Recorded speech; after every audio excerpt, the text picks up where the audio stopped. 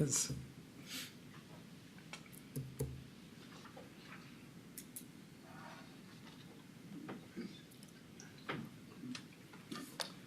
It's 9 o'clock. I'll call the county board meeting to order with beginning of the flag pledge. I pledge allegiance to the flag of the United States of America and to the republic for which it stands, one nation, under God, indivisible, with liberty and justice for all.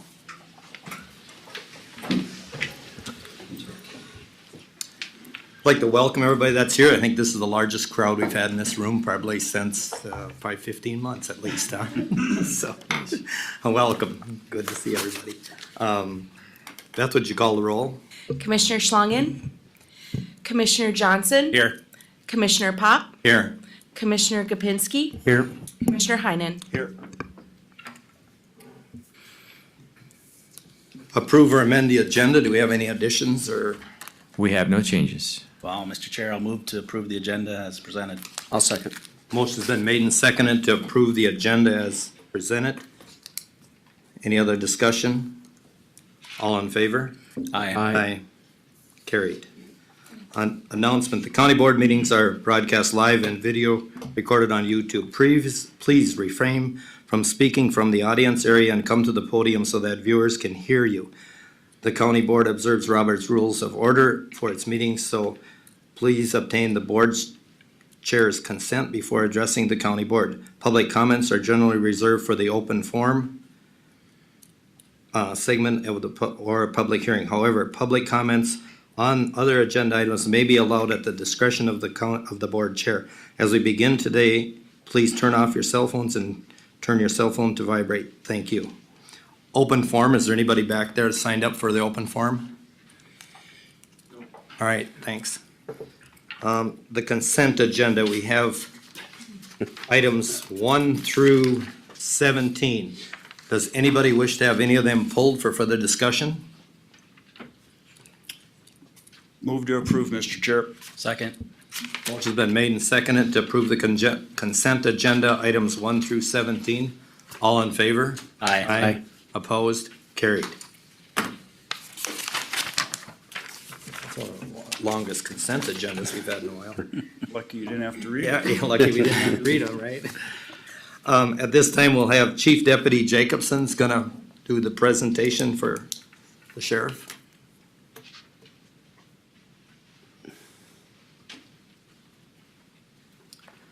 All righty, good morning, Commissioners. Good morning. Morning. The first thing we have today is to recognize several Benton County staff members in reference to the Benton County's employee quarterly recognition. We have those nominated: Sergeant Connie Ewell, who is unable to be with us today, Program Coordinator David Kiki, and Recreational Director Alyssa Lair. These individuals were nominated by Lieutenant Charlene Novak and Captain Todd Masty. Summary of what they have done to receive this recognition and honor is in relation to customer service. Connie, Dave, and Alyssa went the extra mile for an inmate struggling with their incarceration. They seized an opportunity to work with the individual, family, and area group homes to continue care and safety for the individual upon leaving the jail. Kind of a little bit more detail to that. A family of an incarcerated adult expressed their concerns to the jail for their child currently battling mental health challenges. Family members explained their fear with a declining mental health state as the child's inability to cope and function in the community. They described the failures they were facing to keep the child safe and at a place to address mental health. The family feared if their child was released, without continued care, the child's safety would be compromised. Connie, Dave, and Alyssa worked together gathering information and contacting area group homes that would fit the needs of the individual. Jail staff identified placement in just 3 hours. Jail staff worked together as a team, listening to the parents and individuals' concerns and taking appropriate action to maintain the well-being of a person in crisis. By working together efficiently, our staff contacted many group homes to find an opening and the ability to meet the needs of the individual to continue care and support. I applaud our staff for going above and beyond, listening to our community and taking action. I have certificates and cards for Alyssa Lair.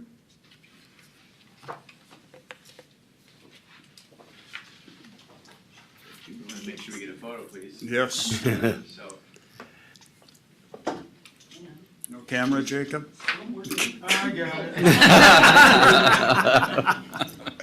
He's gonna borrow a film. yeah.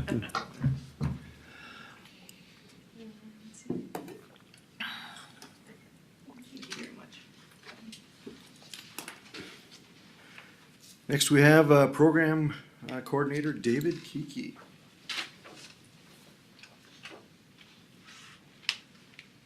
Congratulations.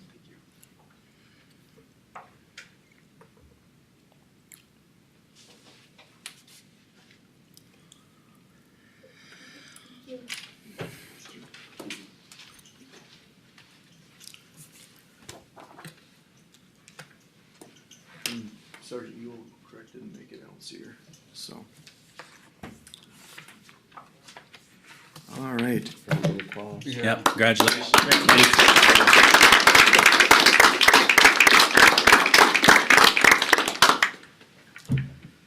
All right, the next item we have is to recognize several additional Benton County Sheriff's Office staff members, Foley firefighters, paramedics with Mayo Ambulance, and of course, Mr. Matthew Friedrich.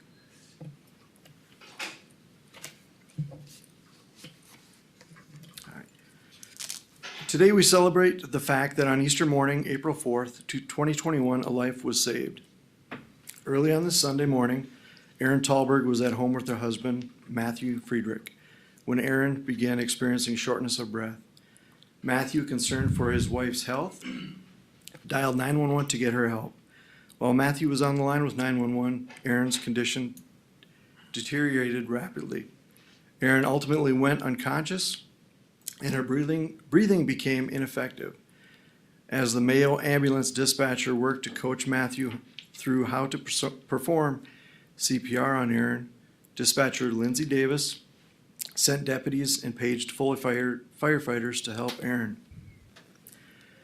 Lindsay continued to keep deputies and firefighters updated and coordinated their response. Deputy Dustin Berthume was the first responder to arrive on scene. Upon arriving, he assessed Erin's needs and began working with Matthew to providing the CPR techniques Erin desperately required. Within minutes of Deputy Berthume's arrival, Foley Fire Chief Mark Pappenfuss and Foley firefighters Rick Herbrand, Todd Foreman, and Jay Howard came on scene and began assisting in caring for Erin. As CPR and other medical interventions continued on Erin, Mayo Ambulance paramedics Forrest McMahon and Jennifer Like arrived on scene and worked to preserve Erin's life. Thanks to the efforts of these first responders, Erin regained a pulse. As they continued to provide for Erin's breathing, she was loaded onto the waiting ambulance and transported to the St. Cloud Hospital. After receiving treatment at the St. Cloud Hospital, Erin was able to leave the hospital under her own power and is thankfully with us today. Thanks to the determination of Matthew and the skill of first responders who came to Erin's aid, the events of April 4, 2021 were not the final chapter in Erin's story. So today, a grateful family and community pause to say thank you to each of you for the work you did on April 4th and the work you continue to do each day. Congratulations.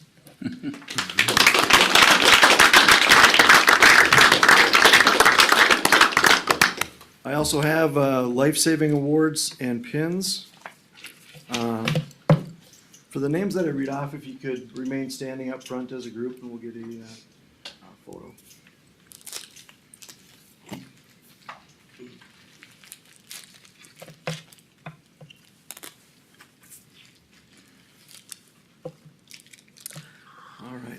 Benton County Dispatcher Lindsay Davis.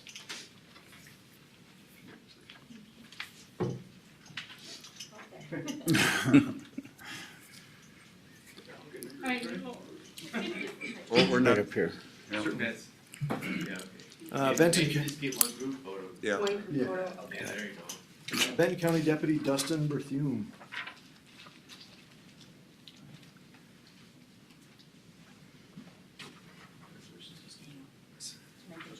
Certainly.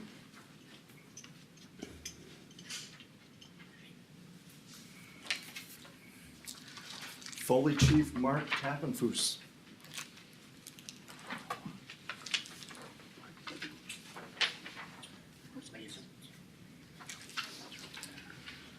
Foley Firefighter Rick Herbrand.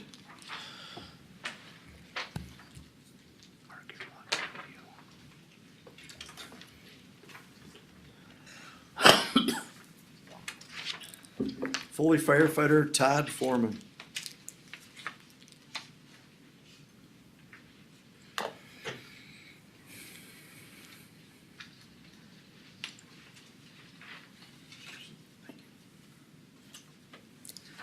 Foley Firefighter Jay Howard.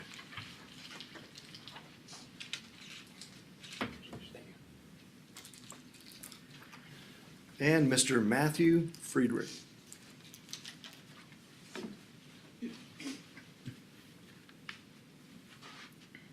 And if we could also have paramedics Forrest McMahon and Jennifer White also.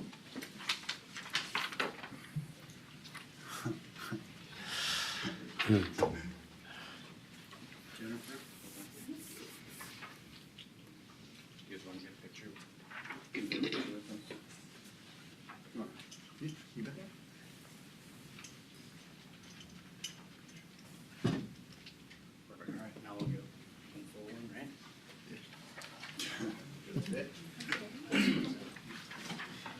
It would get the two, maybe two Stand comes up from on it.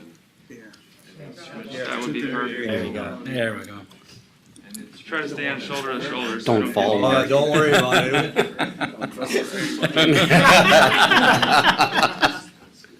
This is our chance, right? Yep.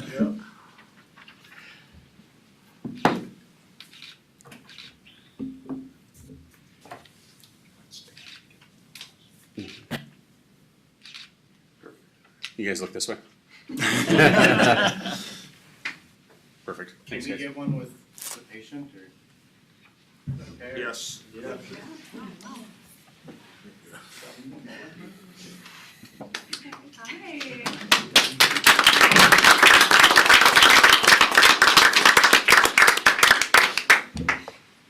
Sorry. Do you want me to wait a second? Okay. Sounds good. Awesome. Look over here for a second.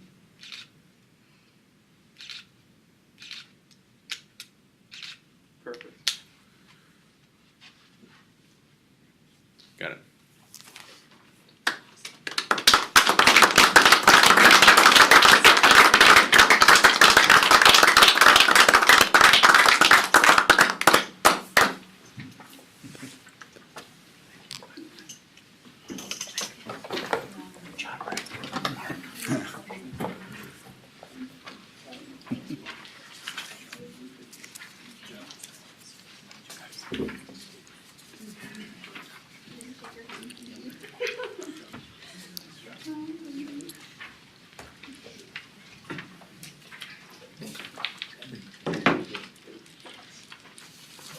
Thank you. What? Thank you for doing that. Thank What you, a- everybody. What a great job by everybody involved. Yeah. Great day. Yeah.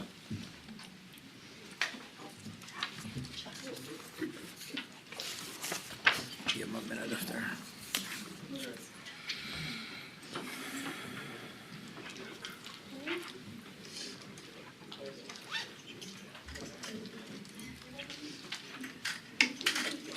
If you guys have any questions or anything, you wanna meet them at a later time, let me know, okay?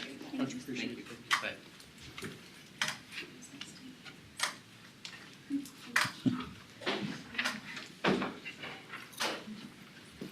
Have a good day.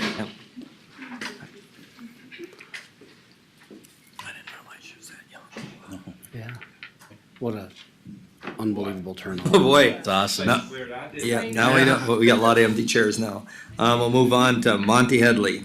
Mr. Chair, the first item is, Mike, if you want to go ahead and begin the public hearing script, and then Mike is here to address the item for you. Let's see here. The next item on our agenda is to conduct a public hearing to adopt a proposed change in the Benton County fee schedule effective July 6, 2021. Before opening the public hearing, we'll have a staff report. Good morning, Commissioners. Morning. Morning. So a couple things, as we're working through some projects here in land services, we're eventually gonna have credit cards enabled. So some of these fee changes are to accommodate future plans. The first one on there is a $1 per page hard copy or digital fee, so that, you know, your typical document that comes out of our office is 2 to 5 pages. So you're talking $2 to $5 when a customer comes and requests something that's not theirs. So we're not gonna charge people if they come in and get a deed or a mortgage for their own property. Okay. That's not gonna be our practice. It's when they're asking, if it's a company asking for it, it's gonna be charged. If it's a outside user asking for it, there would be a charge for that. Statute does give the recorder the ability to charge a different fee than the rest of the county. That was something I had brought up a couple years ago, and we had gone back and forth on, you know, where is this statute? So we did find that it does help more adequately compensate our staff for their time when they're digging around for people. And we do get people that ask for a lot of things to be emailed to them, which takes up staff time, that they could come in and do some of this themselves. So it also aligns this $1 fee per page with Stearns County's fees, so it's in line with their fees. So that way, when people are doing business in Stearns or Benton, they get the same fees either way. As far as the single-use service fee, I don't know if you have this page in front of you. There's a $5 one-time charge.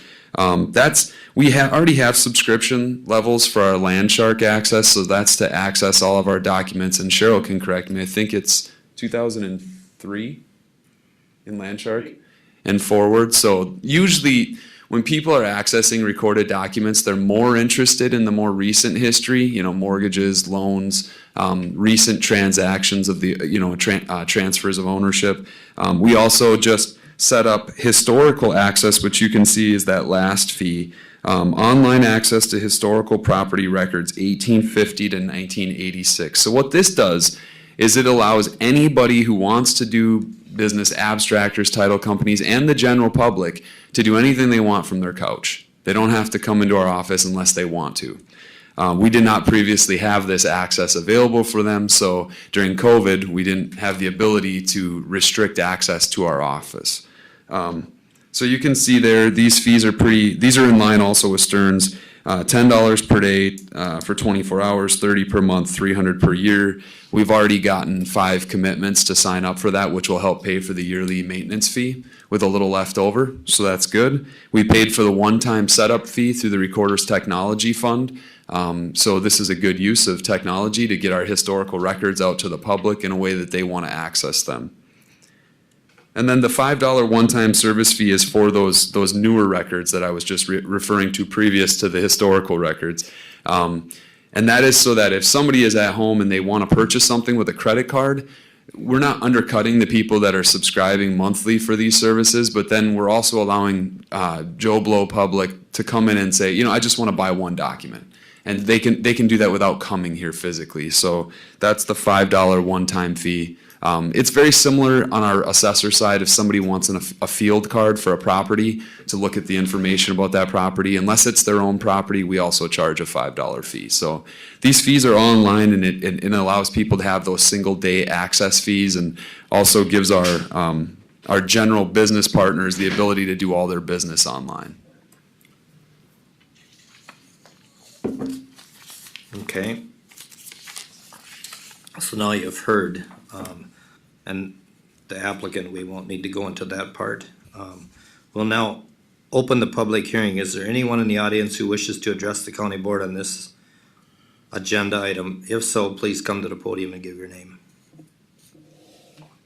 Are we doing online too, Monty? Can they join if they want? That would be true, but I don't see anyone. I see George and Bob with us, but no public folks out there, so. Final call for anyone wishing to address the county board. Okay, the public hearing is now closed. Were there any emails, letters, or communications to be read? No. Has the department received any comments or concerns from state agencies, cities, or townships on this agenda? No, sir. The county board will now have time for questions of the staff and discussion. As a reminder to the audience, the public hearing is now closed. If there are any questions from board members before we take action on this item. Any comments or suggestions or anything like that? I guess that the only thing I have is that normally don't we have the whole, I mean, we're in the middle of the year. Normally don't we have this done sometime in the fall? That is very true. Typically, we have a public hearing on the fee schedule in December where Right. we ask all of our departments. I think Mike wanted to just go ahead and move ahead with this. I think the credit card was one of the motivations to enable the credit card capability. And I think also too, he discovered that the statutes allow us to charge $1 for copies in the recorder's office. Ordinarily, it's 25 cents. That's the limit. Okay. And I think you all discovered that and thought, let's go ahead and move forward with that. But you're right. Typically, we do a Yeah. public hearing, and we should do another one in December and ask all of our departments to review Correct. the fees. Yeah. We won't have to bring this back then in December, I take it. No, it's no. Mr. Chair, I'll make a motion to adopt the proposed changes to the Benton County fee schedule effective July 6, 2021. Second. Motion been made and seconded. Is there any other discussion? Otherwise, all in favor? Aye. Carried. Thank you for your time this morning. Have a good day. Thank you. too. Thank you.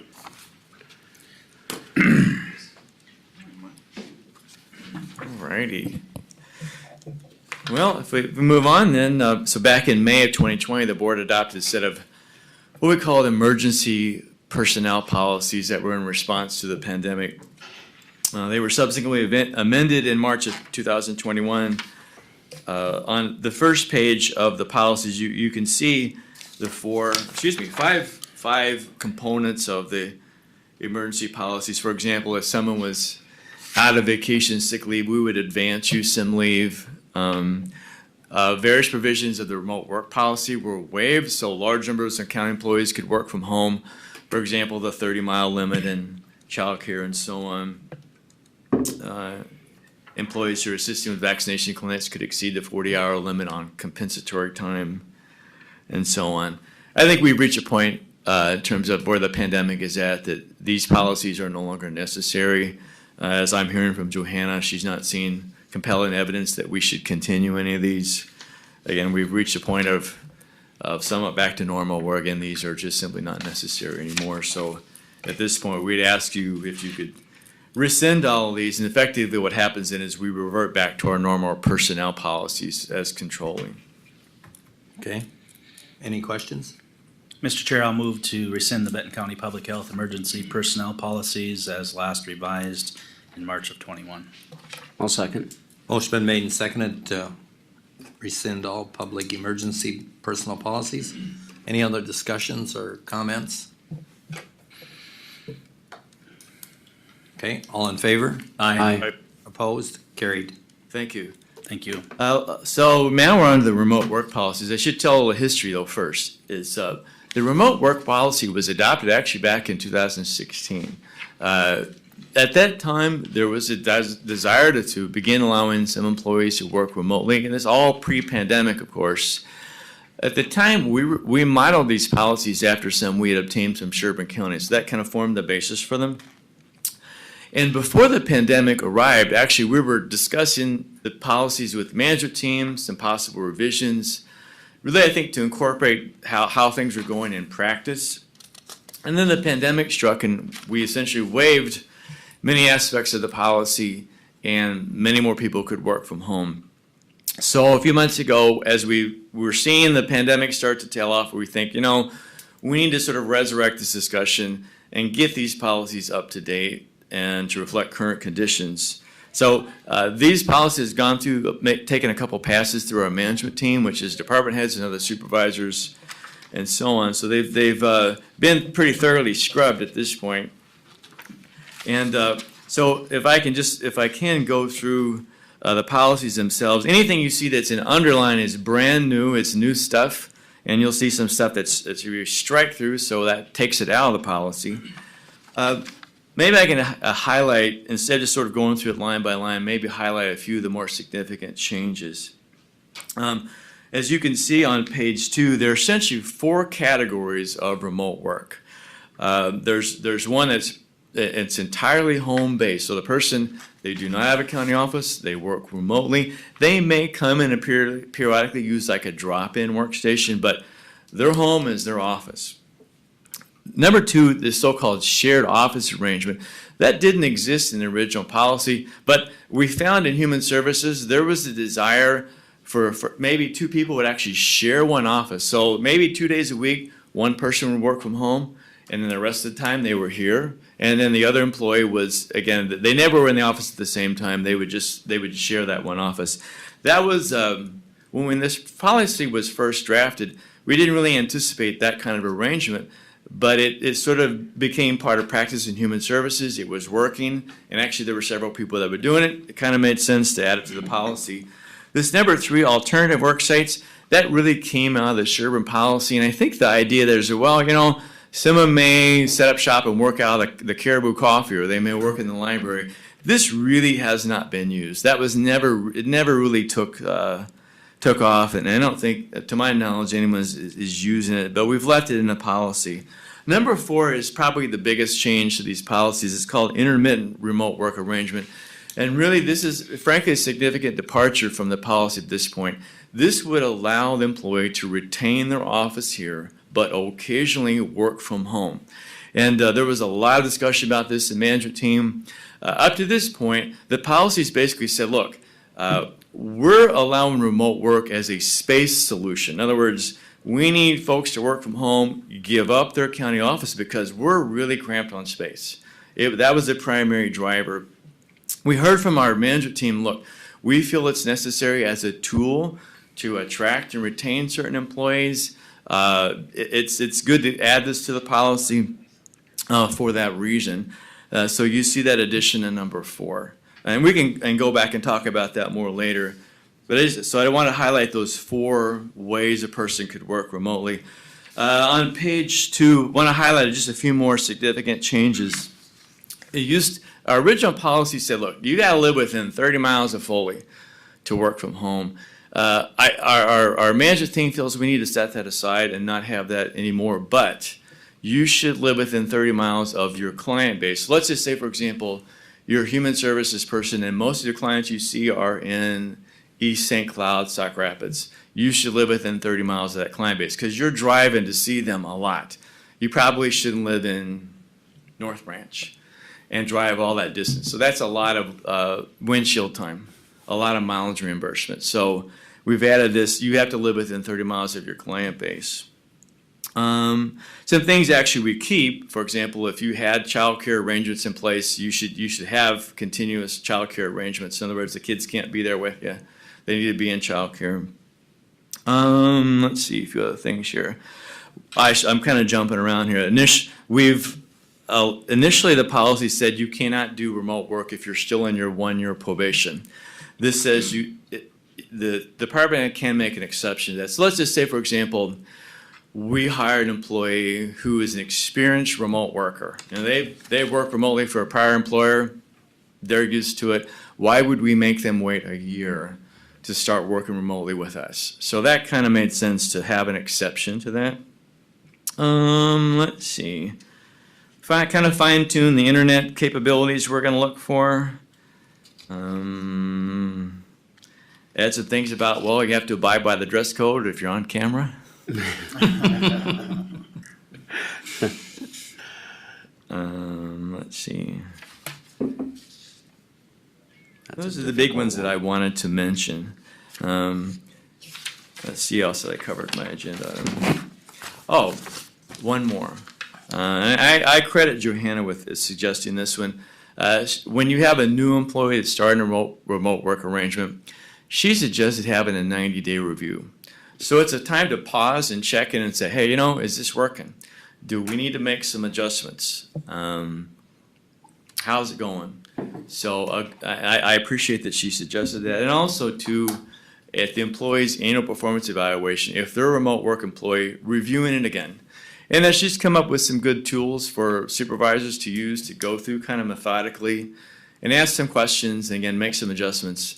And I think even too, it could possibly come to pass that the arrangement should terminate. In other words, the department head or supervisor says, look, we're struggling here, some things aren't working. We really can't find a good remedy. It needs to end.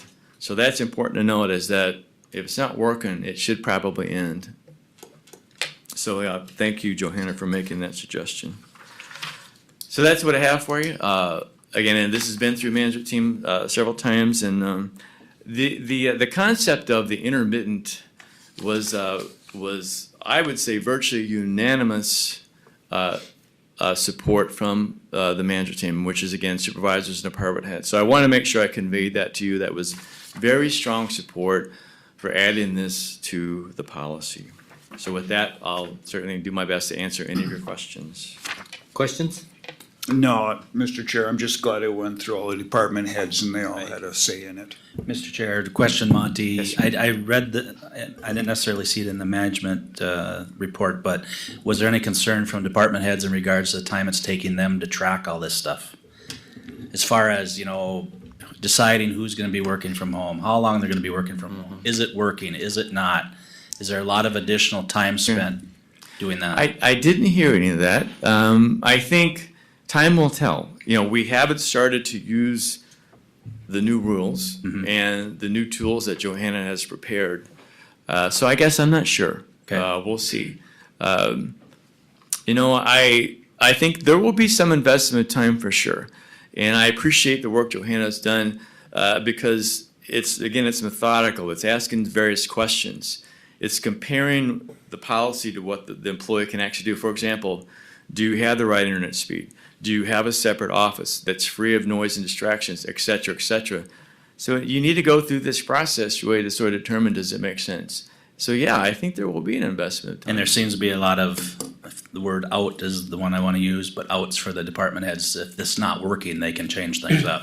And I think there should be. Yeah. If it's not working, it really should end. Yep. Jared? Mr. Chair, I definitely like the review portion. Okay. I think that gives the opportunity not only to review the employee, but review our process of how people dial in, how people work from home, and keep refining that. Yeah. So I'm a big proponent that if we do the 90-day, maybe we do another 6 month after that, or another 90-day. That way we can work from all sides to make it better for everybody. We want it to be successful, that's for Yep. sure, right? Yeah. Any other questions? Otherwise, I got one on department heads. Who determines how they work? There's nothing in Right. here that says. The policy is written, bumps that to the county administrator. So that in an instance of a department head, this is, let's see here. It's on, oh heck, where is it? Here somewhere.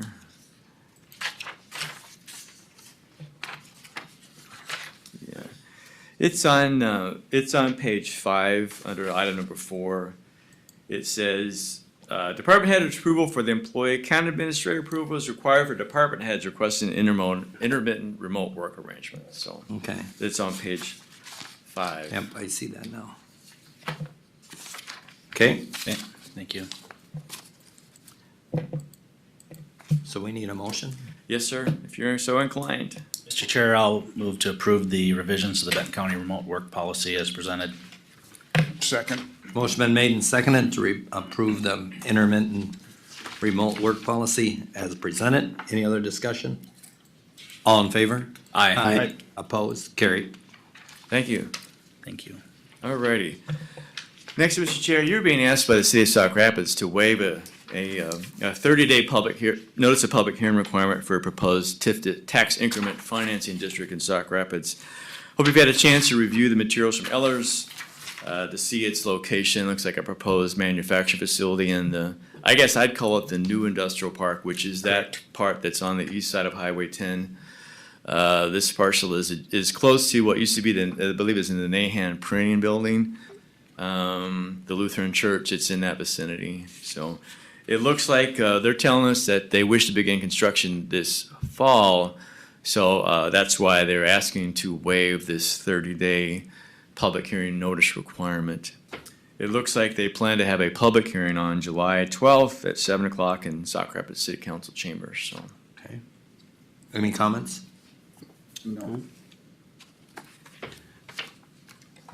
Okay. What do we want to do? Hold on here. I'll make the motion to waive the 30-day public hearing notification requirement for the proposed TIF District 24 in the city of Sauk Rapids. I'll second. Motion been made and seconded to waive the public hearing requirement for tax increment financing district, city of Sauk Rapids. Any other discussion? All in favor? Aye. Carried. Alrighty, thank you. Moving on to the extension issue. We're approaching the impending retirement of a very long-term employee in the extension office who's the support person. And that person is a county employee. This gave us the opportunity to review whether that should be a county employee or a University of Minnesota extension employee.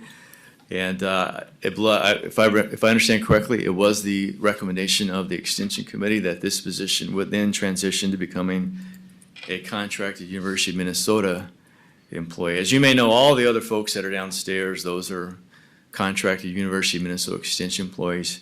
It seemed to kind of make sense that that person would join the ranks of those university employees. It'd be supervised by the regional extension director. And it's nice that there's certainly some savings, at least initially. This would, the 2021 cost, $59,716. So about 20,000 savings over the current cost of the county position. So the action requested is to amend the current memorandum of understanding with the university to add this contracted position, and then upon the retirement of the current position to eliminate, again, upon their retirement to eliminate the current county position. Any Miss- comments or discussion? I don't want think there to it's be any confusion about that issue. Right. Yeah, right.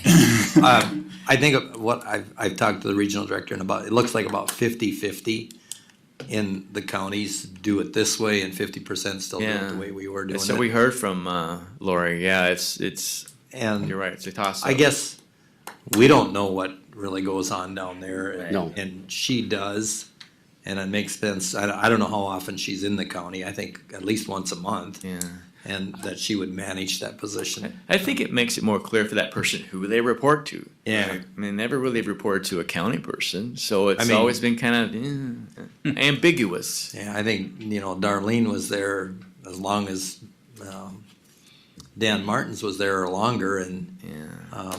she just assumed her job and did her job, without any sure. questions. It makes total sense. Yeah. Mr. Chair, I'll move a motion to approve the amended memorandum of agreement with the University of Minnesota Extension for contracted administrative support position, and then to abolish the county administrative support position upon the retirement of the current incumbent. I'll second. So you heard the motion and you heard the second, so I'm not gonna reread it. Very clear. All in favor, say aye. Aye. Carried. Thank you, Monty. Thanks, Monty. This time we'll recess the current board and turn it over to Commissioner Heinen for Human Services Board. Thank you, Mr. Chair. We'll call the Human Services Board to order. Bob, is there anything to add to the agenda? No, sir. I'll entertain a motion. So moved. Second. Got a motion, a second. Any further discussion? All in favor, say aye. Aye. We got one consent item. I'll make a motion to approve the consent item. I'll Number second one. it. Got a motion and a second. Any further discussion? Call the question. All in favor, say aye. Aye. Bob, do you have anything new for us? I have nothing. I come here. If you have any questions, I take the time to answer them, if I can. I have no questions. I guess Miley is our Human Services coming back to work. How many? Have you got any idea and when? Well, we have a lot of work to do, contingent upon the passing of the remote work policy. So I'm glad that you passed it. And yes, there are going to be some working through this process, but I do believe as of Friday, the data person, the data integrity person, that posting is now live, so we're gonna be hiring somebody pretty soon. So I think that that goes hand in hand with the idea of developing performance measures. And I think that between the policy and our developing these processes, we're gonna be able to be assured that our people are working from home effectively. And if they're not, then they won't be working from home. So I'm pleased with how things are rolling out right now. Okay. Great. Any further questions for Bob? I don't think so. Thanks, Bob. Okay, thank Thank you, you. Bob. We're now adjourned. I'll turn it over to you, Mr. Chair. Chris Bird, Public Works Director. Mr. Chair, Yes. I make a comment, you are exactly on time according to Monty's schedule. This is a first. I mean, right to the, Don't worry, commissioners, I'll mess that all up. Okay. Well, we'll clarify that, Monty, it's a first for us. yeah. I think it's the first for me being All in of us? this chair at this time.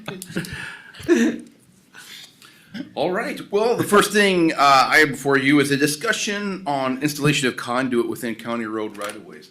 I heard that there were some, at a recent committee meeting, there was some discussion about possibly looking at our County Road 55 road project, since we have that all tore up. A little side note, things are progressing very well once we've got the easements worked out, and the contractor's actually hoping to be paving by the end of this week. We'll see how bad this rain sets them up. So, things are progressing rather quickly. If we wanted to add conduit on that project, it would involve us going to the prime contractor, and they'd have to seek out a subcontractor that would do that work. And then we'd be subject to whatever their prices are. It would be outside of the low bid environment. I checked in with Benton Telecommunications. They have facilities in that area, and I knew that they had done some relocating because of our project of their existing lines. And they confirmed to me that they had high-speed internet capabilities along that stretch of road already. Okay, So perfect. that particular road, I don't know if it would be recommended to do something that's already being replicated by a private provider. Yep, Mr. makes Chair, sense. Chris and I have talked about this and I agree with him 100%. We don't need to recreate the wheel here. That's already there. We'll move on. Good to know. Appreciate you checking with them and Thanks, finding Chris. that out. If there's a further overarching discussion, maybe we should have that, as my recommendation we have is a work session and stuff, look at our 5-year plan. Really, we have maybe 2 projects is all, CASA 7 in 2024, where it's a big grading project. CASA 2, which wasn't completely funded, we would like to do within the next 5 years, that's dependent upon funding.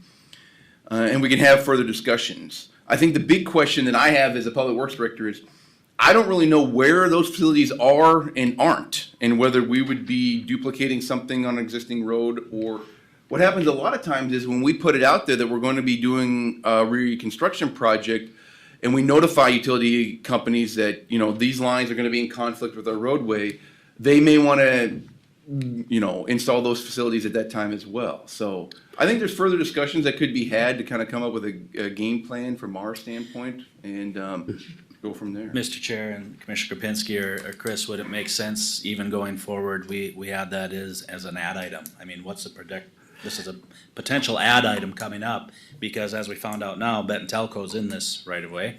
You know, County 7, there may not be anybody in there. Correct. Yep. And so instead of going backwards to a change order, we have it up front as an ad item cost. You know, just a thought. Oh, you just go ahead and put it in the contract at the Right, time of letting. It's right out in the And if contract. we need it, letting- we got it. If Yep. not, If not, we don't use it, but it's an Right, ad. you know, I don't know about County 7, but I do know on County 2 from the park board has been looking at, you know, getting high speed to the Benton Beach. And Benton Communications does go all the way down number 2.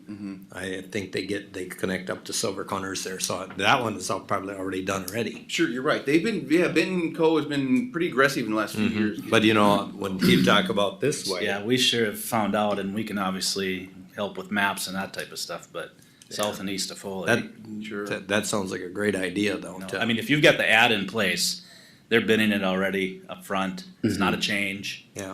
and we don't have to use it. I think moving forward on this broadband committee, our plan is to get a whole map of Benton County, find out what we have in each area, each road, and then build out from there. But I agree with Commissioner Johnson. I think putting it in and then having it as an ad deduct price on the front end is gonna be a lot more competitive than doing it on the back end and wasting all the time to go through, do we need it or not? So, Mr. Chair, I do thank you, Chris, for checking on that, because as a past commissioners, we've talked about this several times when we're gonna do new reconstruct to put it in the ground. You know, so just another good example of Commissioner Johnson and Commissioner Gopinski being on the broadband board. and I think I think our partners, the Midcos, the Arvigs, the Benton Telephone, they're gonna be a very big piece and figure out what we have moving forward too, and how it may not be a cost to the county, it may be a cost to them to, here's their chance to build out those areas. Exactly. Sure. As I think about those projects, well, CSAW 2 may be excluded, but CSAW 7, no, it's federally funded and then state aid funded. Those broadband costs would be ineligible for reimbursement from those funding sources. So yeah, we would have to identify a separate funding source and a separate bidding category for that. But again, I think that's okay. You do the ad deduct up front, it's there. We don't have to do anything with it if we don't want to, but we don't have to come back to you and say, hey, could we do this? You know, change orders, and like you said, you go back to that prime contractor, he's gonna sub it out there, it's full price plus. Yeah. Exactly right. Plus the prime gets a markup for Yeah, the just whole being a thing. prime contractor. That's right. So it's good news that Benton Telco's in Yep. 5 already. So we've got 3 years. I mean, we're looking for our 2024 construction on CSAW 7, so Yeah. we've got time for further discussion on that. Great. Okay. So the question, Mr. Chair, the question I have for Commissioner Gopinski is that if we put the conduit in, do we get any cost savings then, providers? We could, but if they've already got a route going there, then I would say no. In my opinion, I think we're better, because we don't wanna be the telco. Right. I think our account, the finish out the county build is providing this pathway from here to St. Cloud. If we start putting in one chunk here and one chunk there, we almost become a telco. And I think just, I'll use your term that we've been using a lot lately, is communication. We need to communicate, and we need to communicate with our technology providers out there so that they know a year in advance that something is coming, and they're not wasting money and then have to go back and redo something later on. Right. But a good point, Commissioner Heine. I think we need to look at major thoroughfares. I mean, if we got a long chunk of road that nobody wants to go on, I think 100% we put it in. Somebody will come later. Sure. You know, and as we go forward and you guys with the broadband, you know, my theory on County 7 is that there would be probably very minimal Yeah, connections out I there. doubt there's. So that would make sense to get that in, or if they're gonna, you know, if a provider wants to come in 2023, we might wanna tell them like, hey, you wait a minute here, we're gonna redo this in 2024. You know, Correct. it would save everybody some And time that, and money. and I don't think we're talking real big dollars, but it may be something to consider using some of our ARP monies aside, you know, as we look at ARP monies and what we're gonna budget. To put aside monies for that. I mean, it's not a big dollar, but And that's a pretty thorough fare, ain't it? well, it's got federal funding coming Yeah, in, so it's so- gonna be. Yeah, it's Significant. considered a major collector from Yeah. our road classification. So maybe we just anticipate having a work session or a committee of the whole later this fall, because I anticipate later this summer, this fall, we start doing some work on that, even though it's 3 years out, where we would identify utilities along that corridor through our engineering work. Yep. And maybe start having those conversations. There's a lot of pieces in this puzzle.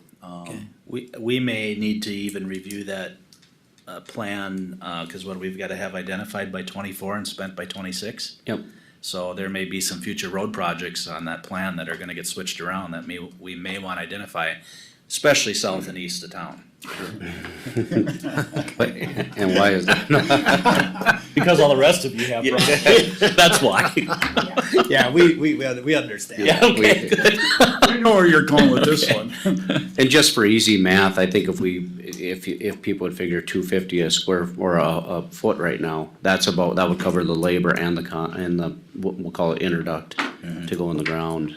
But that's on today's price, but who knows what tomorrow brings. Yeah, I have some concerns about putting a utility in that isn't live right away. That's gonna have to be managed. My biggest fear is that if it doesn't go live after installation, it's gonna get hit someday and nobody knows it until years later we go to hook it up and there's no connectivity. And then we're trying to find where's the break, who put a fence post through it or Yeah. dug another utility through it and. Well, and those are good points, and I think that's a good item to talk about at our work session. Yeah, You know, sure. how is this all gonna work out for us? But Yeah. I think we wanted to make sure to bring it up front, Good. so, Absolutely. Do that. Okay, thanks, Chris. All right, are we ready for the next item then? I guess so. All right, so the next item is authorization to purchase land for gravel pit operations. We talked about this on our road tour and a recent work session and meeting. So we'd like to move forward with purchasing 120 acres that we had been leasing from the owners, the Eisenshanks. And then the intent here is if this is approved, we would purchase this land outright. We would no longer be in a lease agreement. And then we have the free and right use to mine the gravel, produce aggregate for our gravel roads. So there's two items here that was part of the packet. The first one was a resolution. And the resolution basically is authorizing the purchase of it. And then it authorizes me to act at the closing to sign any documents on behalf of the county.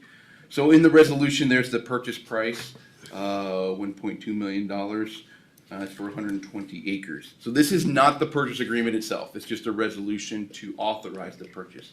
I did attach a purchase agreement in the agenda packet. This is one that we had shared with the sellers. And I do want to note though, in between the time of the packet being put together and hearing a response back from the sellers, the seller is actually requesting a longer payoff term than what you see in the agreement here. If you read through the payoff terms in that section, where did it go?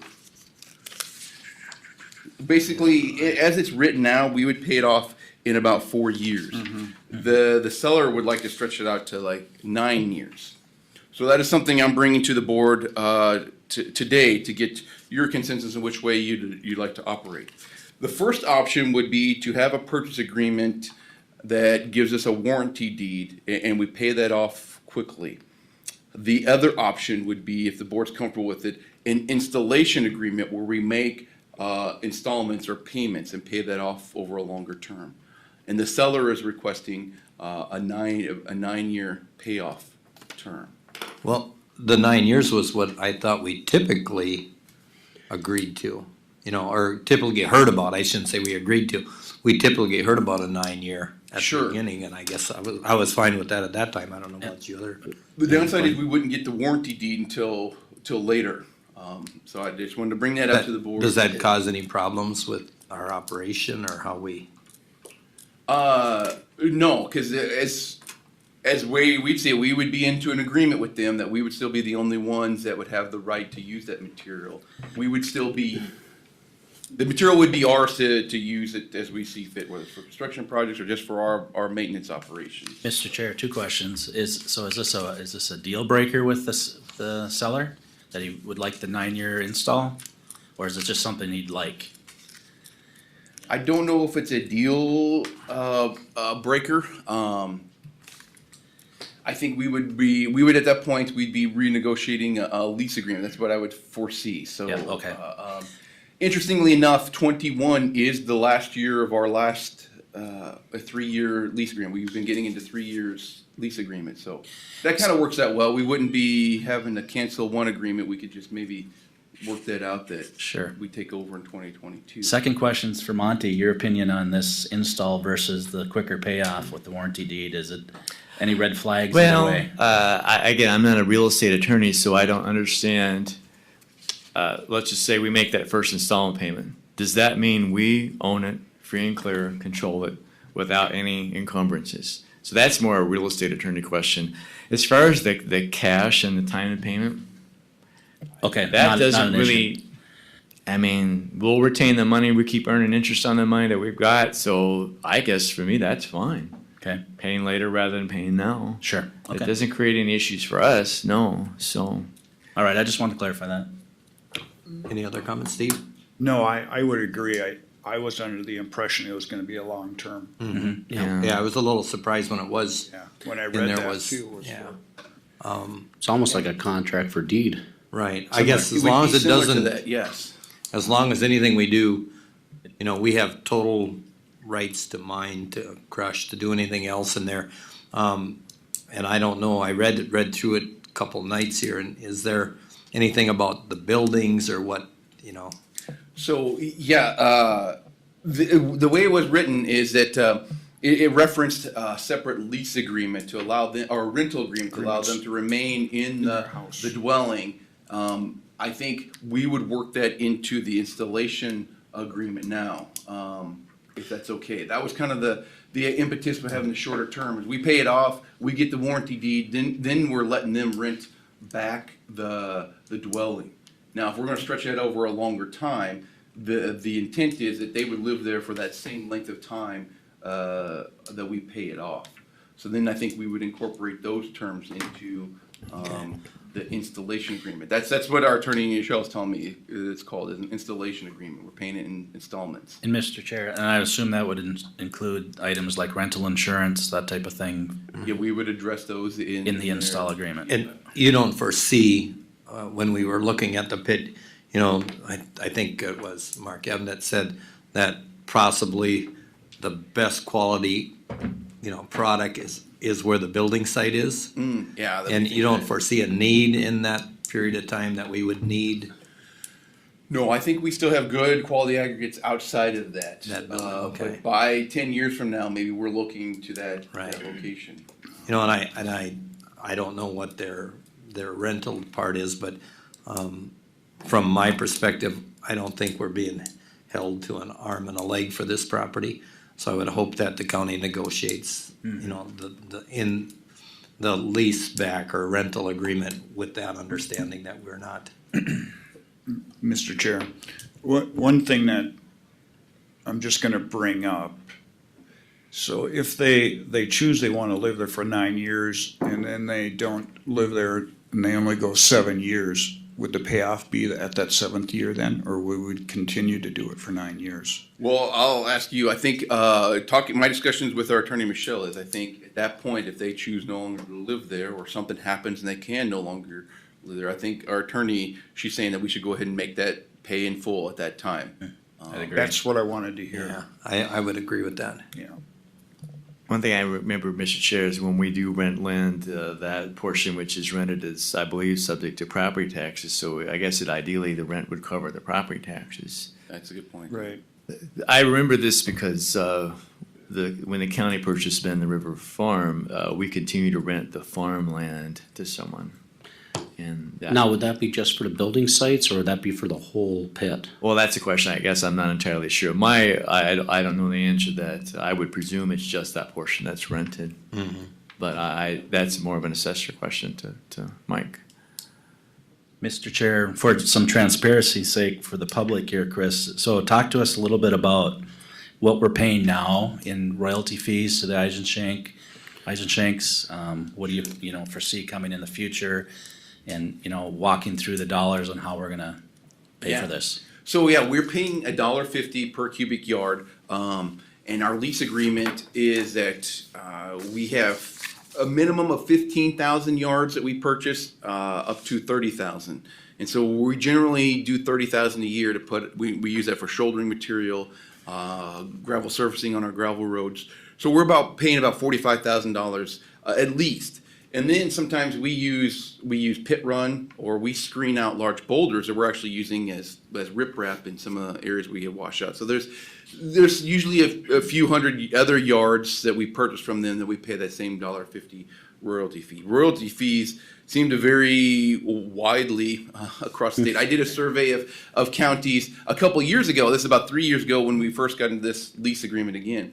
And royalty fees varied across the state from 50 cents a yard to already $4 a yard at that time. And that's what we're kind of hearing from our neighboring counties is as they're already at $2 and going up by a quarter a year.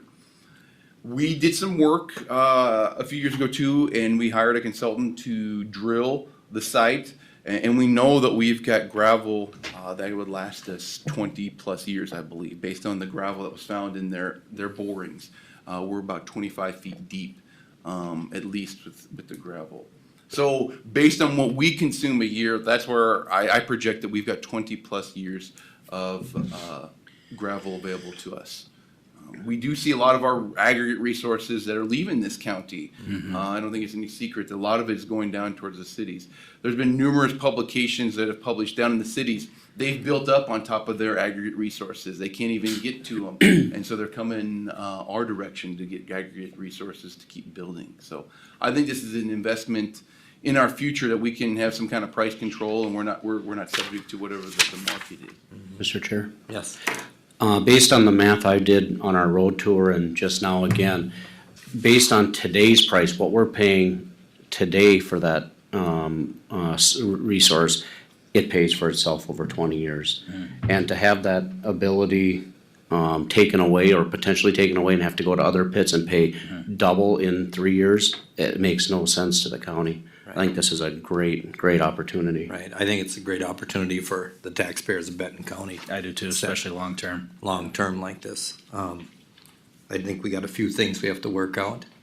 And I guess one other question I had is that, so do we buy any product today other that wouldn't, that could possibly come out of the Eisenstein pit?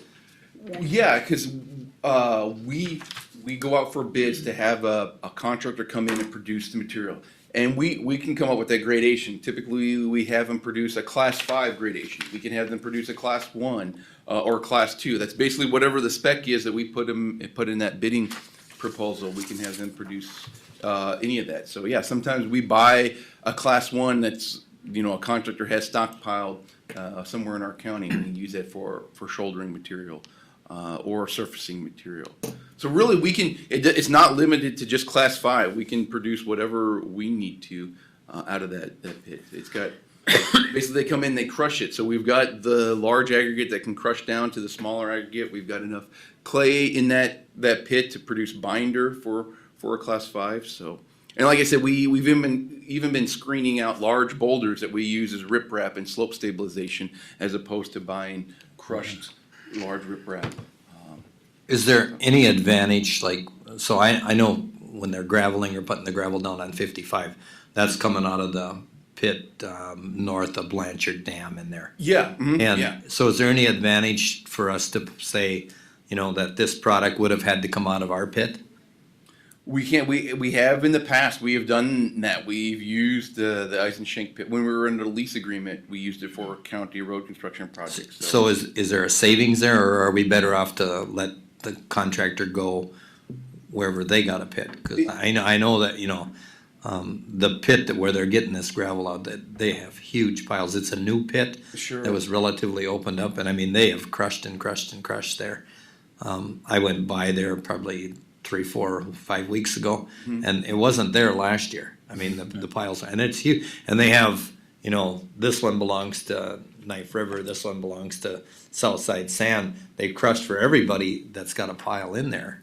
Sure. But would we be able to save a few $100,000 on like the project in Rice if we told them they had to come and get gravel out of that pit? It depends. I think we could leave that as an option. Like if they already have a pit opened up that they were already producing material for another project, it may not be cost advantageous because then they'd have to load up that crushing equipment and move it to our pit, and maybe it isn't. But at least if it's an option and we're still in that low bid environment, we know that we got the best deal. Or when we crush, we got project A, B, and C coming up in the coming years. Do we crush extra to have it available for that project? I think that's what we were looking at on the maintenance side. Instead of having a contractor every year come in and produce a smaller amount, maybe one year we have that contractor come in and produce 2-3 years amount, and we don't have to worry about them coming back in next year and stuff. Right, yeah. I think we can gain some efficiencies and savings that way too. Okay. Mr. Chair? With it being our contract up in 2021, has there been any preliminary talk about what it would go up if we didn't do this?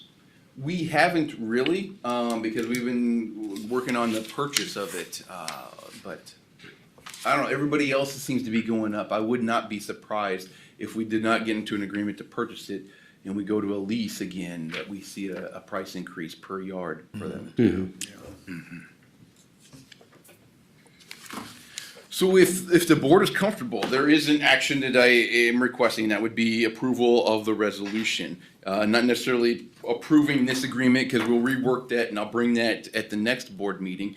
But maybe the resolution, if you want to think of it as, it's approving the concept of purchasing it, and it's agreeing to that purchase price for the land that's described in the resolution. Mr. Chair, I'll move to make that motion to approve a resolution for the purchase of this property for future needs for Benton County's aggregate.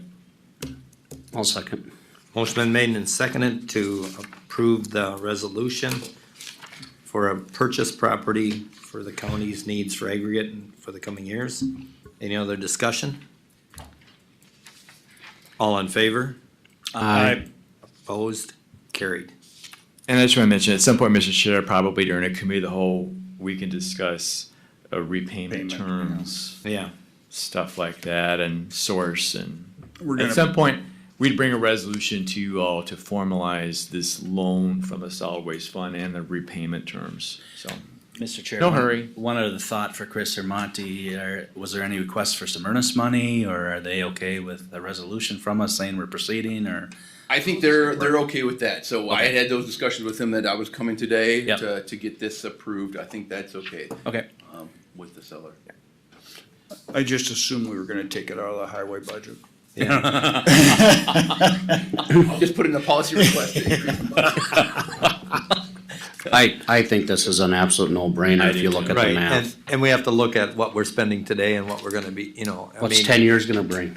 well, not only that, but, I mean, if we're spending $50,000 today, we only gotta come up with Sure. half of that if we do, and, there's probably gonna be some interest on the money, on the unpaid balance.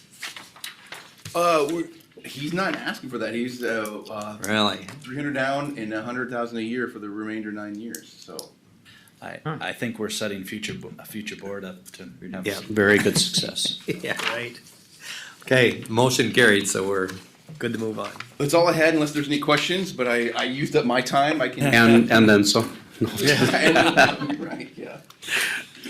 Thanks, Chris. Thank Great you. job. Appreciate it. We get a bunch of rain, that'll really sit well with your project on 55, because I would imagine they need it. Yeah. You're right. If it's light, they might be able to still haul. They're hauling gravel out there on that road. But And they they must were be- hoping to be paving tomorrow, but we know this is going to set them back at least a day. So we're thinking maybe Friday we'll be paving on 55. And they must be watering to get that to pack. Oh, they were. It's Holy like they crap. couldn't put enough water on it. It was just soaking it up like a sponge. Yeah. Chris, maybe pass on my thanks, maybe that's commissioners to Mr. Ebnett too. I know that he's been working in the background on this, so Correct. appreciate that.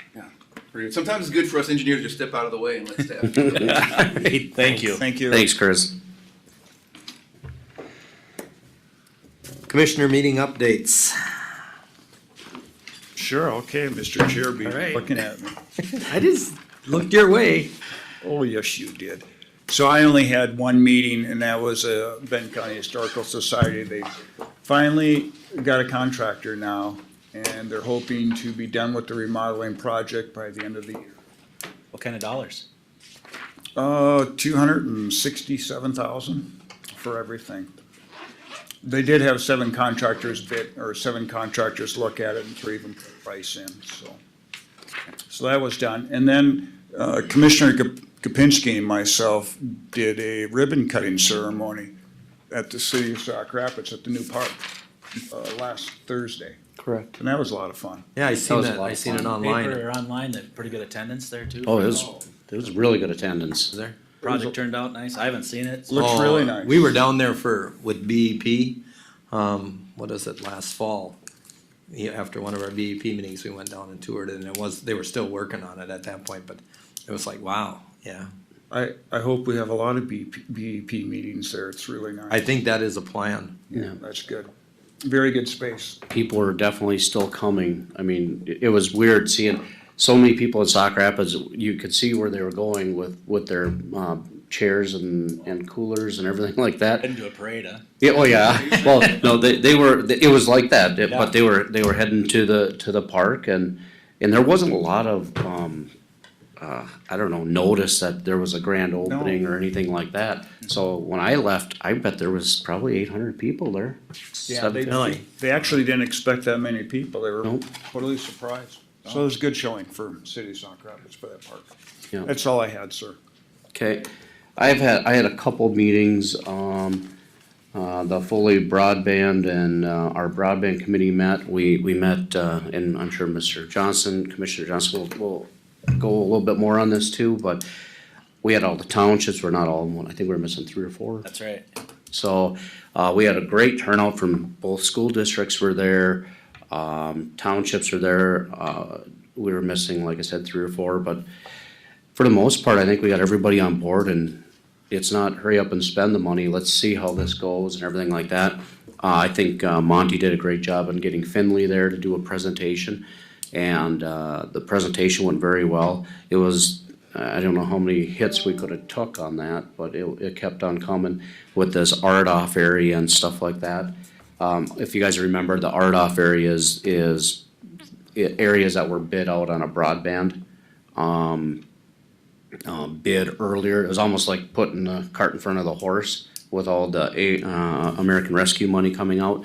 But on our AMC meeting, which was whatever, July 1st, Emily Murray was doing her presentation of transportation and infrastructure, and basically she had talked about broadband, so I sent her a quick email and said, I didn't, what about this RDOF area? Oh, did you? Okay. Yeah, I seen that. So she responded, and we've been actually going back and forth, and her email said, I didn't realize you couldn't use Benton County ARP money for RDOF areas. I knew that the Office of Broadband Development didn't award state grant program funds in RDOF areas this past award cycle. But what you just shared is news to me. So they're working on it. She said that she'd get back to me, probably wouldn't be till after the 4th. But, maybe, as I stated in our committee, it's not what Finley was saying or Doug was saying from Finley. That was a little bit different than what I was hearing. So I hope he's wrong and I'm right, not just because I wanna be right, but, it's more that we don't want this to hold up anything.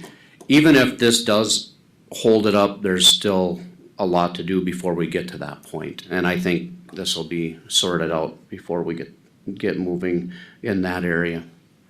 Other than that, I thought the AMC, July 1st meeting was probably the best AMC meeting I've been on. I would agree. Yeah, that was pretty good. Information. Yeah. There was so much information, and it really seems like our legislature really kind of got together at the end and worked some stuff out, so. I guess I like the number of things that actually got done that the county proposed last fall, through our policy committee meetings. Correct. And it was done. And, we got some new employees in AMC that look like they're really working, some that we've never seen in person yet. Yep, That look like they're really working good, so. that's all I had. All right, just a quick update. I attended a TRICAP Executive Board meeting on June 17th. It was my first in-person. I had been on a few virtual ones before that. A couple highlights. Their health insurance is going up 29% as of August 1st. They have a current HSA that they hand out for $2,400 a year. They're actually gonna cut that in half down to $1,200 a year.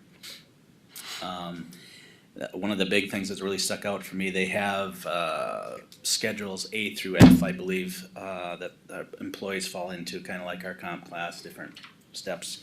That is going up 26.8% to the tune of $629,000 to increase salaries.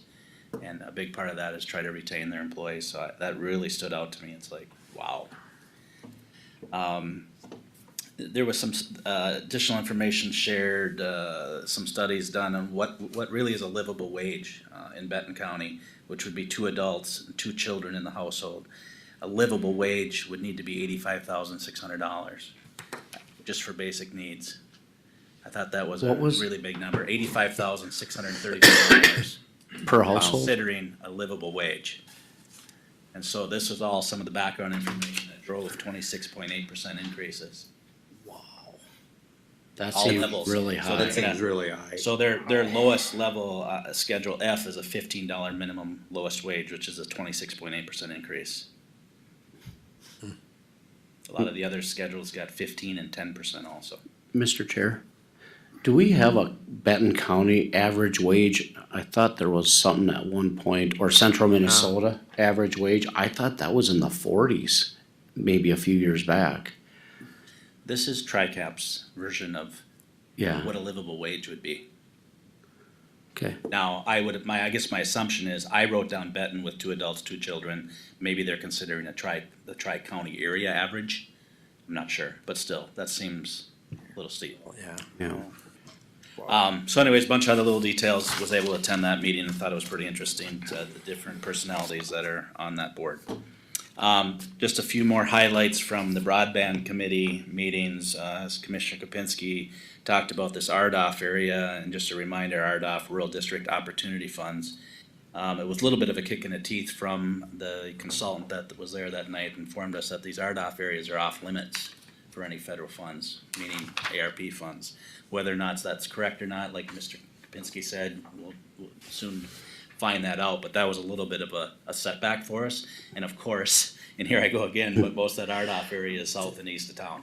Yeah. So, and that's something that, I believe it was LTD, they're an LLC Yeah. that received the broadband money for that, upwards of, what was it, Jared, $1.2 billion? $1.2 billion. Awarded, and they have 50 employees Yeah. to build out most of the US. They're gonna be in, I believe, 7 or 8 states at $1.2 billion, and they need to have it built out by 2026. Because they were awarded this money, that gives them the exclusive rights. That's Pretty ahead much. of time, that's exactly what he Yep. was talking about. Yep. And is that gonna be the case? I'm kinda leaning towards the commissioner from, was it Meeker County? That we had our district meeting, who basically said, maybe we're gonna spend some of this money and see what they do about it. No, that was from, Is he from Meeker? Chisago or Isani, I Okay. thought. Lee County, yeah. Alright, so I thought that was a pretty interesting. We kinda joked about them earlier. No, we were gonna spend it and worry about it later. Yeah, exactly. Right. That's what it was, yeah. So Amanda was also at our meeting, talked about a feasibility study, you know, it costs upwards of $50,000, but there seemed to be some significant grant money available potentially for that.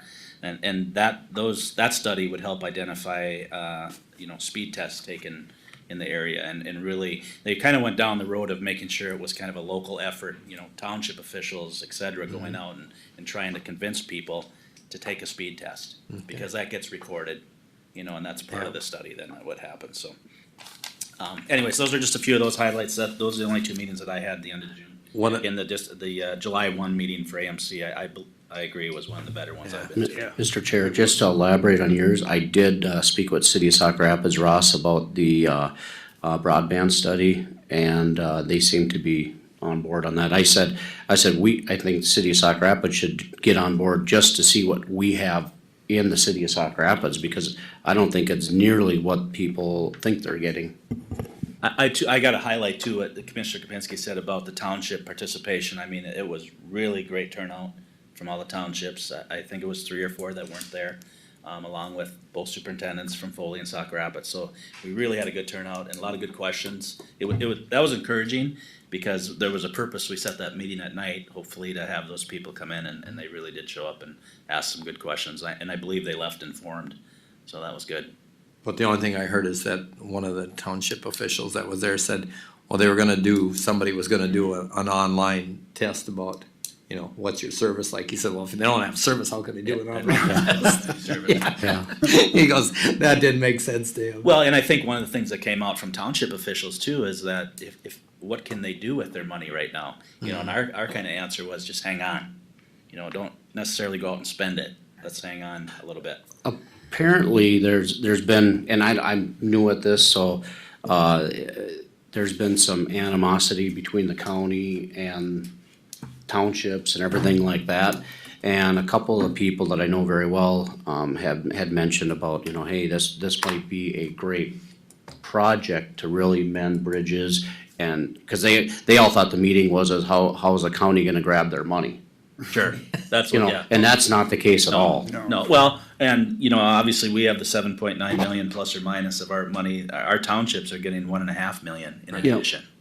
So, You know, I think the township up in my area, they're gonna meet next Wednesday night, and I think they're looking at giving $10,000 to the county to do this study. yes. Yeah. I mean, because they have no, you know, we're in a pretty gifted area because we're covered so well, and they got the northwest corner, and they're doing that this summer. They got convinced somebody to come in there, so they're gonna be pretty well covered, and like, what are we gonna spend this money on? So they kinda like, you know, Greg said, Right. he said, I think I can convince the other two guys that we should just give it to the county for the study. Yeah. And that'd be great. And Amanda talked very highly that there's grant money available for this study. Yeah.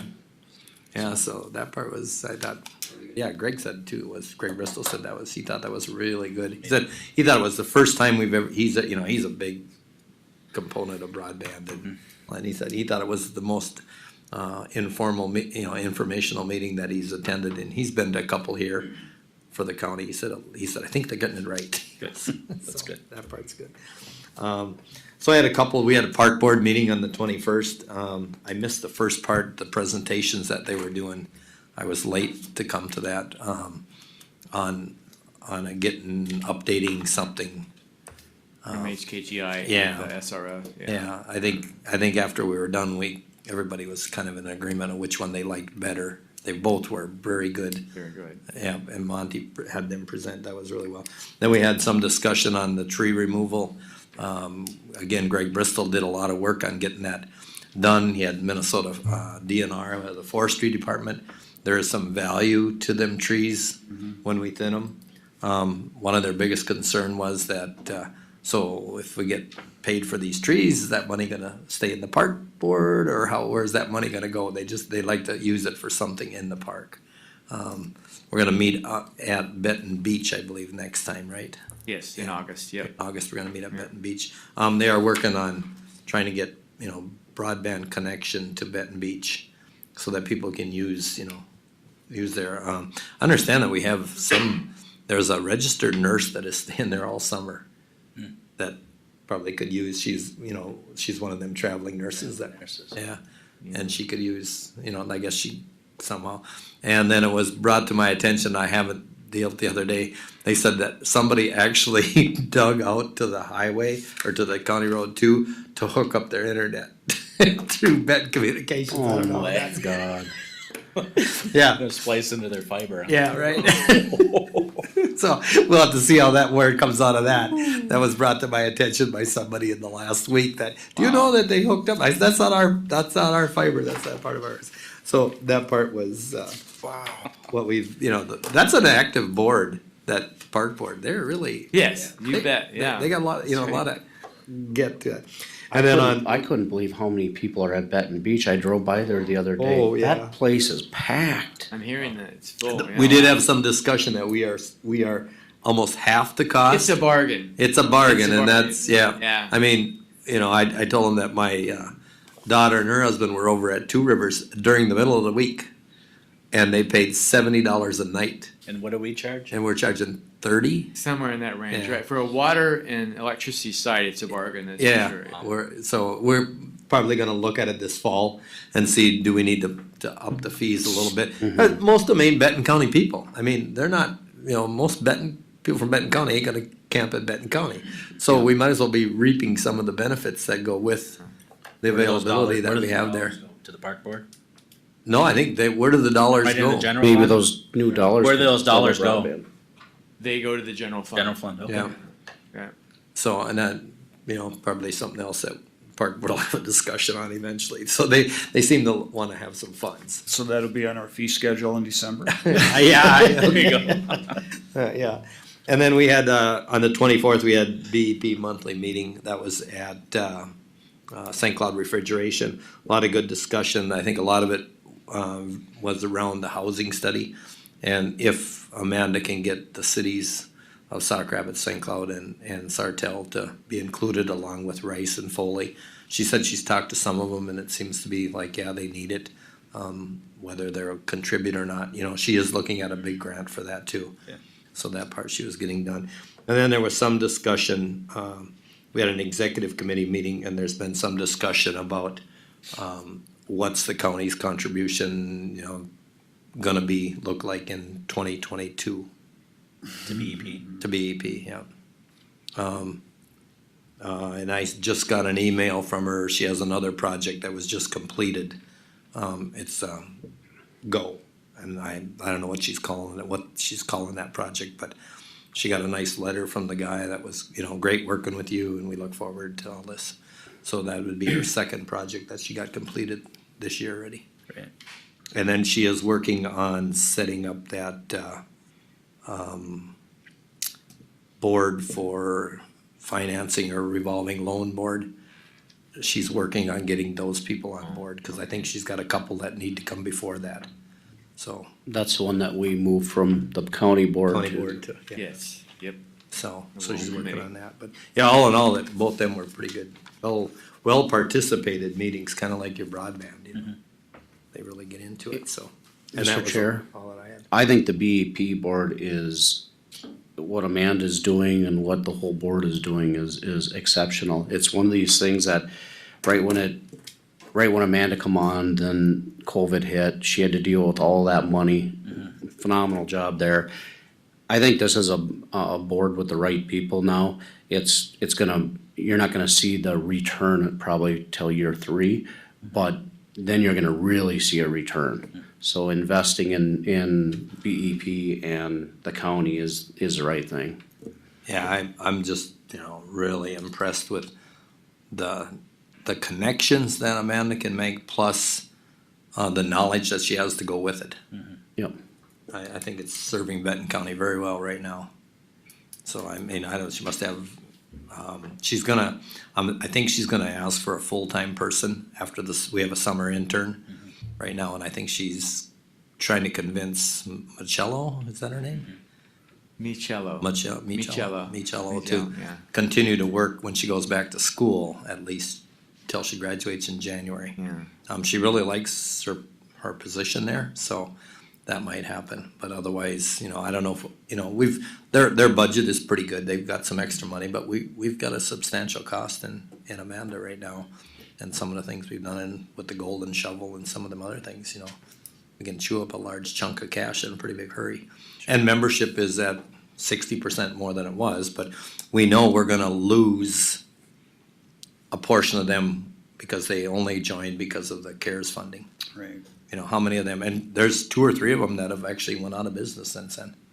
That they're no longer in business, so you're gonna lose them, evidently, so. But we had a membership meeting, last Wednesday, I believe. And it was mainly on business retention and retention and recruitment.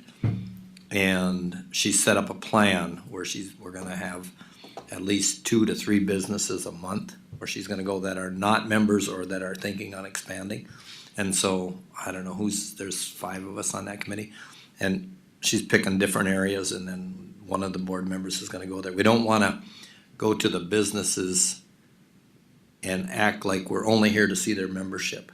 Or, we wanna be able, I know one that was mentioned was Verning Manufacturing and Rice. They are not a member. They are doing a current expansion of so many million. They're gonna do 2 more expansions in the next 4 years. And so she wants to see if they want any needs, but we're not directly going there just to get a membership. Like them to come to us that, yeah, I can use you, can I be a member? So that part, she said she did it both in Becker and Elk River and was real successful at it. So I think that part's good. Great. So, and that was all that I had.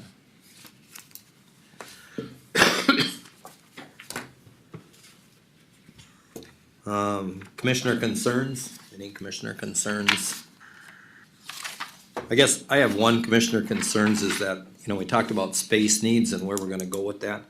I think someplace in here we need to develop a plan on looking at, we talked about going over here to the highway building.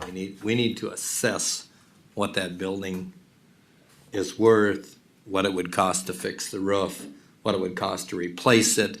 I mean, we have to start at the bottom and kind of work our way up the ladder here before we get to what we're actually gonna do. And I think we're several years probably from that.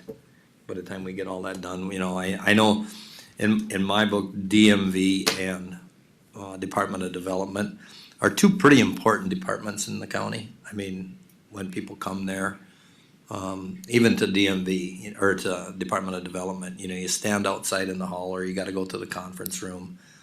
If you wanna have some privacy on what you're doing, you don't want it out there, you know, with people walking by and that. So them are a couple of departments that I think we need to look at sooner than later. But after that, I don't know where we go, you know. I think IT is right up there too. Yeah, IT is another one, so, you know, you take those three departments and, but we, you know, we can't jump into, in my book, we can't jump into a big pile of debt in this county from where we come from.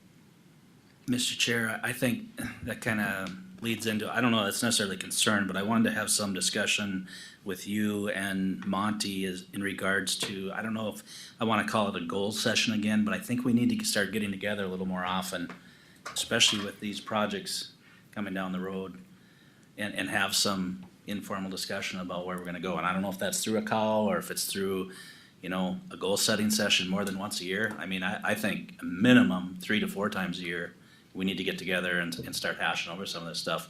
Because until we do, we're kicking the can down the road. So I think we get on it sooner than later. And I'm not sure the appropriate avenue for that, and so I'm looking for some suggestions, but whether it's call again or whether it's, if we wanna call it another goal session, I don't know. Yeah. But we've got a lot of stuff to talk about, and it's hard to do that here at a board Sure. meeting. Right. Yep. Yep. And again, sooner than later. Yeah, because, But I think at a minimum, you want that once a year goal setting session and then possibly a couple follow-up correct, during the year, Yeah. right? Kind of a check-in. Here's how- I think we need to get together 4 times a year at a minimum. And Yeah, I don't know if it's necessarily goal sessions, but we can call them whatever we want, but to stretch it out longer than that, I just don't think yeah. we're not getting enough done. yeah, we, you know, I mean, you know, we had the space needs issue and we heard what every department head wanted. Right. But we have to take into consideration what the county's ability is and the county's ability to pay. Absolutely. And what we wanna do, I mean, if we, you know, I'm not willing to, I mean, that's a structurally sound building, I'm not willing to go in and spend a bunch of money to demolish it, just so we can build something over there and then go up a highway. We need to see what it's gonna cost on a step 1, step 2, step 3 issues before we get to that point, you know. And, you know, maybe we take one, you know, get somebody in to see, you know, we heard the roof leaks and stuff like that. And it would take a substantial amount of money to build something like that, you know, both warm and cold storage. And I'd agree, I'd like to see the numbers, because if it's gonna cost 70% to fix it, I'm not interested in fixing it. Right, yeah. That's, we really do. need to get that, 70% so- of building new, you mean? Exactly. My whole point is, let's quit talking about it and let's Yeah. move on it, Yeah, get some stuff going. And that's gonna take some additional Yeah, get-togethers. yeah. Besides the county board meeting. sure. I mean, you may recall that the direction that came out of that space committee meeting was, there was 2 things. To inquire whether or not a couple of parcels were available for sale, if so, what cost, and I made those inquiries and I'm waiting to hear. The second one was to contact Vetter about Vetter assessing this property. In other words, what could go on that, what kind of building could go on that parcel and at what cost? I did not ask Vetter though to determine what would it cost to make necessary repairs. I imagine that's probably something we can do with Jeff Dingman, like the roof and so Right. on. That was the direction I understood from that committee of the whole, so that's what I'm pursuing at this point. Okay, And Vetter, I spoke with Vetter last week. They were gonna put together a proposal, because this is obviously gonna cost, it's gonna take them time and it's gonna cost some money for them to do some design work for something that could go there. They're gonna send me a proposal on, well, what's this work gonna cost? And I intended then to bring that to you all for approval. So that's how what I understood my direction was at that. Sure. yeah, And I think that's right. My point is, I wanna keep it. Sure. Yep. yeah, and I think that was what came out of there, but when you step back and look at it, we have to do an assessment on that building first Yeah. to see if it's, and what it would cost to build new. Tyler from Vetter, Tyler Johnson, he made a good point. He says, you know, at some point you really need some cost estimates. Otherwise, you're just kind of Kicking it around. Yeah. guessing. You're just guessing. Yeah, we need to, We need to know what things are gonna cost, right? yeah, and we need to start with, at the bottom of the steps and move forward. What's it gonna take to put up a building on that site? Well, and I think that was part of our Can you initial put that? discussion about thinking outside the box and finding out about these properties. We want all this Yeah. information. Yeah. Doesn't mean that's what we're gonna do. Right. But we have to make sure we've got all that info.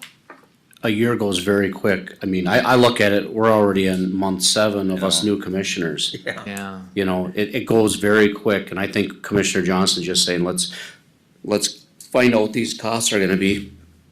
And find out the plan and find out what we can do, what we can't do, and I agree with that. I think we're still a couple years out from spending any money, like actually building, but I do believe, that we gotta get the dollar amounts in, or rough estimates, our options, and start weighing them out, so that we're not waiting at the end of the rainbow going, we need to do something, or we need to enter into new space, at least in East St. Cloud.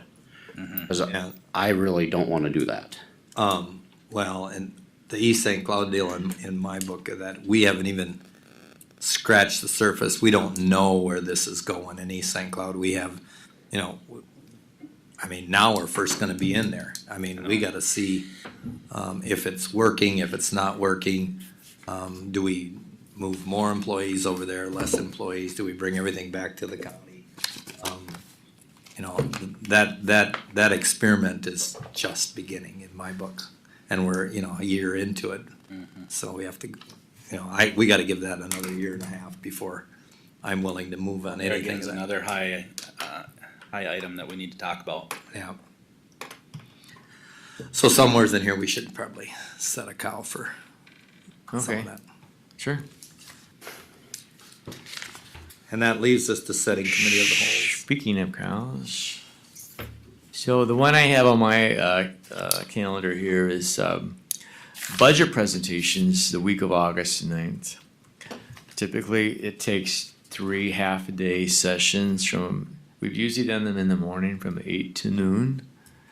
So looking at possibilities then the week of August the 9th.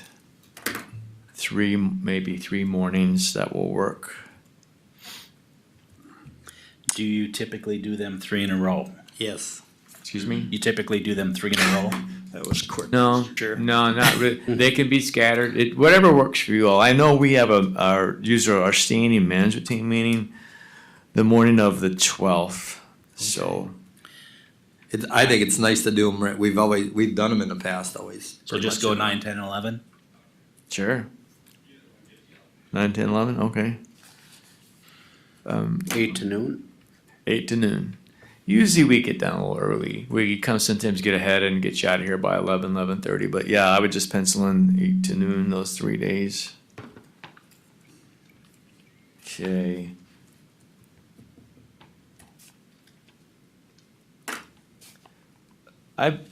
That's all I had. Do you want to go ahead and schedule a committee of the whole on space issues today? Monty, do you have a timeline when you think you're gonna have some more information? I mean, I'm sorry, I don't. I'm not exactly sure when Tyler was gonna get back to me. So I I'm think sorry, when I we- don't. I think when we have more information Yep. from Monty is when we should Okay. schedule that. And I'm waiting to hear from the 2 landowners about asking prices. So okay, so just hold for now. maybe we can keep it at the back, well, you don't like to put them on the back of a board meeting though, do you? Do you have a lot of stuff coming up on the 20th? That you know of already that's gonna potentially extend our board meeting that day? July 20th? Yeah. Nothing is coming to mind of any of major that I can think of at this point. No. So Just a thought, whatever. I'd agree though, Commissioner Heinen, we need a little more information. Again, my yeah, point is. and I'm just sorry I wanna don't stay on have it. specifics when I'm gonna hear from those folks back. I should just mention is I was on one reason I left was I got a text message from Commissioner Schlangen. She sends her regrets that she could not attend today's meeting.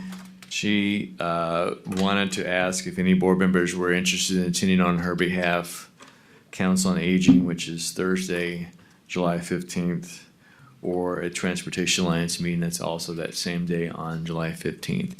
She apparently is gonna be in an AMC, training that day. Yeah, it's the conference in St. Paul. Okay. That's for new. Anyway, I said I'd pass that along to you all if anyone is interested. Council on Aging, which is, July 15th at 9. Transportation Alliance, I believe that's July 15th at 10. And that one, I know that one is Zoom, The Transportation Alliances, is the July 15th at 10 a.m. That's via Zoom. Zoom. I believe It's all there's gonna a- be 10. who's the alternates? There are no alternates named for either of these two. Okay, I believe there's a high chance that Commissioner Kapinski and I may be attending the Government 201 conference in St. Paul. You may Along be- with Commissioner Schlungen. You'd be there because it's too, for new okay, yeah, commissioners. so.